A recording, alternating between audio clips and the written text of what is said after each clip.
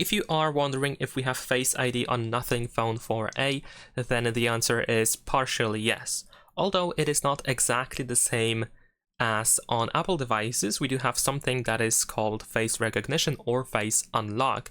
And the purpose of that feature is exactly the same. We can register our face, scan our face data, and then we can use our face in order to unlock our Nothing Phone 4a.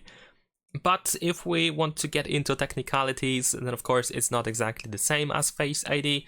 There are some differences here and there, and I think the face recognition feature here is a little bit more simpler.